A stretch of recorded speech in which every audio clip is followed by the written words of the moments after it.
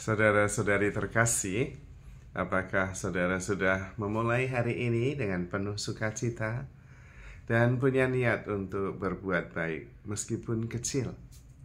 Semoga Tuhan memberkati niat baik saudara. Saya seringkali merasa heran dan bertanya-tanya, mengapa mengikuti Tuhan Yesus itu sulit? Mengapa memahami ajaran Tuhan itu tidak mudah? Rupanya memang karena mindsetnya yang kita punya, yang juga merupakan pengkondisian dari masyarakat, ajaran dari dunia itu berlawanan dengan ajaran Tuhan. Tuhan selalu mengajarkan supaya kita menyangkal diri, memikul salib, mengikuti Tuhan Yesus. Konsekuensinya adalah menganggap yang lain lebih utama daripada diri sendiri. Dalam ajaran Rasul Paulus melanjutkan hal itu. Namun pada saat yang sama, kita diminta untuk makin baik, kita diminta untuk makin sabar, kita diminta untuk makin, dan itu kan lalu saya yang besar. Sementara Tuhan minta supaya makin kecil, karena Allah sendiri mengosongkan diri, yang berupa Allah menjadi manusia lalu menjadi korban dalam Filipi bab 2. Tetapi kita kemudian, dunia ini mengajarkan kita supaya terus makin. Kalau bisa nomor 1. Nah, kalau nomor 1 terus Tuhan nomor berapa? Terus yang lain bagaimana? Sementara Tuhan meminta kita agar yang lain lebih utama daripada diri sendiri. Pantas kemudian kita menjadi bingung sendiri. Sebetulnya yang diikuti yang mana? Menjadi makin baik juga bagus, tapi tanpa sadar seringkali makin baik, makin hebat, makin rendah hati, makin penuh kasih, tapi kemudian yang makin besar saya. Sementara Yohanes Pembaptis mengatakan, biarlah dia semakin besar dan aku semakin kecil. Kalau mengikuti Yesus, tidak bisa kita besar. Yesusnya yang harusnya besar, kita yang ikut. Kalau kita yang menjadi besar, lalu orang yang ikut kita tidak ikut siapa-siapa. Maka sebetulnya memang perlu ada kebijaksanaan. Tetapi sebetulnya Tuhan mengajarkan kepada kita, yang paling penting itu sepenuh hati, total mengikuti Tuhan itu, melepaskan segalanya, dan hanya Tuhan yang ada. Barang siapa mencintai atau mengasihi bapaknya, mamanya, anaknya lebih daripada Tuhan, dia tidak layak untuk Tuhan.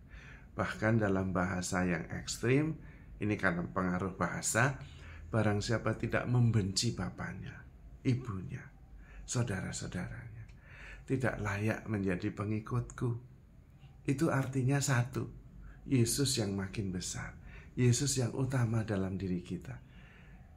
Dan jalannya memang mencintai dan kemudian mengutamakan Yesus. Latihannya tentu mengutamakan yang lain dalam hidup kita. Dan ini sulit karena ajere kontra, melawan kecenderungan dasar kita untuk selalu menjadi makin besar. Sebetulnya itu adalah konsekuensi dari survival. Pikiran kita itu menjaga supaya kita survive, dan itu baik. Tetapi supaya survive, kita harus eksis. Nah, itu maksudnya. Dan kemudian pikiran kita bekerja supaya kita eksis, supaya kita survive, makin besar, makin aman kalau bisa. Sementara Tuhan mengatakan, kalian semua sudah aman, serahkan semua saja kepadaku, karena aku yang memelihara engkau. Maka menyangkal diri, karena barang siapa mau memelihara nyawanya malah kehilangan nyawa. Tetapi barang siapa kehilangan nyawa karena aku, dia akan memperolehnya. Karena itu Mengikuti Yesus memang harus total, sepenuhnya.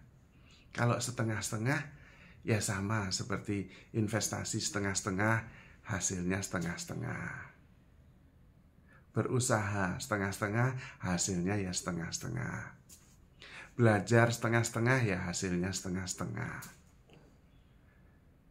Mengikuti Yesus setengah-setengah, sama, hasilnya juga setengah-setengah.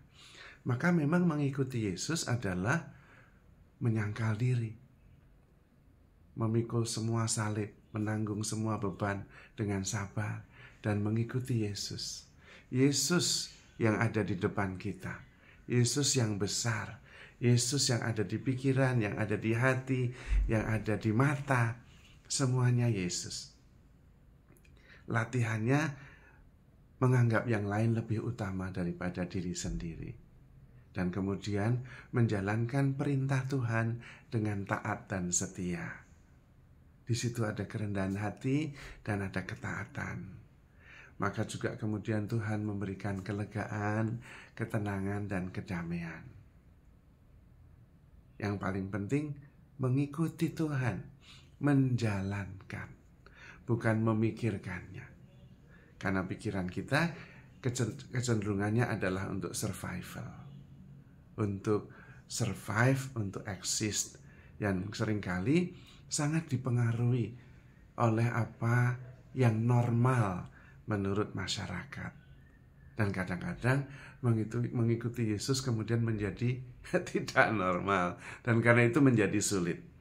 Maka daripada berpikir macam-macam, kita lebih baik percaya, mencintai, dan taat setia menjalankan perintah Tuhan. Kadang-kadang kita perlu melepaskan, entah itu relasi, entah itu kelekatan kepada orang tua dan keluarga, dan kemudian sepenuhnya, totalitas, sepenuh hati mengikuti Tuhan. Anehnya, ketika sepenuhnya mengikuti Tuhan, malah semua dikembalikan berlipat-lipat, seperti kisah di dalam Ayub. Ketika Ayub taat dan setia kepada Tuhan, pasrah, menyerah kepada Tuhan, segalanya dikembalikan. Keluarga, saudara-saudara, sahabat, semuanya kelimpahan diberikan kembali. Maka memang kita perlu carilah dahulu kerajaan Allah, yang lainnya akan ditambahkan kepada kita. Mari kita mempercayakan seluruh hidup kita kepada Tuhan, karena Tuhan yang memelihara kita. Tidak usah banyak khawatir, taat dan setia, dan penuh kasih kepada Tuhan, kepada sesama, kepada semesta. Jadi saudara-saudari terkasih, handle yourself with care, because you are loved. Tuhan memberkati.